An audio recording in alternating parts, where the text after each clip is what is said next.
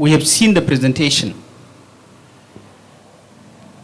and many people, including our scientists, have spoken.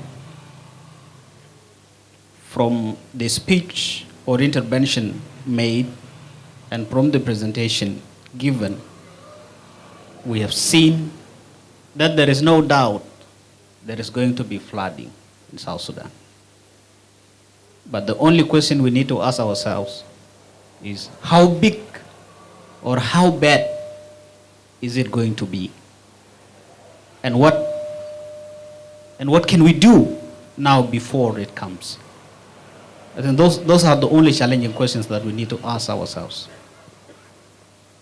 In our communication with the government of Uganda, as it was alluded to in part of the report presented, and in our communication with IGAD Climate Predictions and Application Center, we were told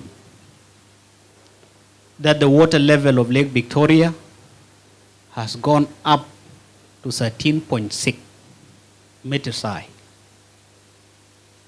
According to them, this increase has been one of the highest ever recorded in history of flooding in 128 years in the Nile Basin region.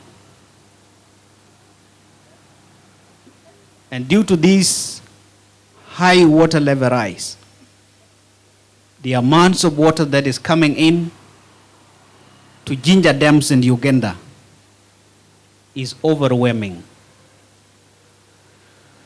And because of that, as it was said before, the retention capacity of Ginger Dam is reduced, is overwhelmed too much. And the government of Uganda is forced to release that massive amounts of water, which is 2,600 cubic meters per second downstream into South Sudan. Rainfall forecast, according to IGAD Climate Prediction and Application Center, is going to be wetter in South Sudan than it was last year.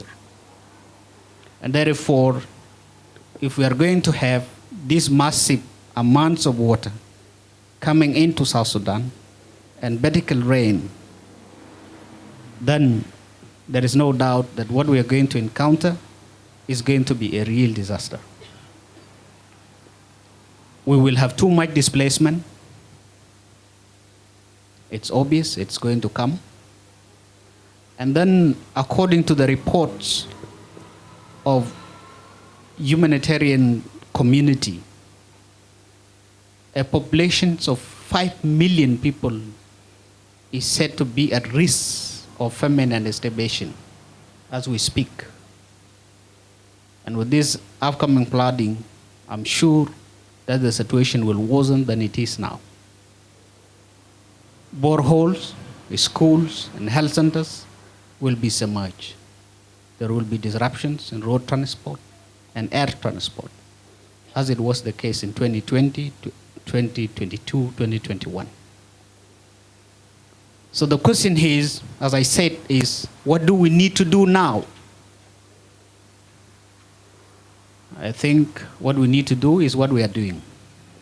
That the government has to engage in early warning and early action.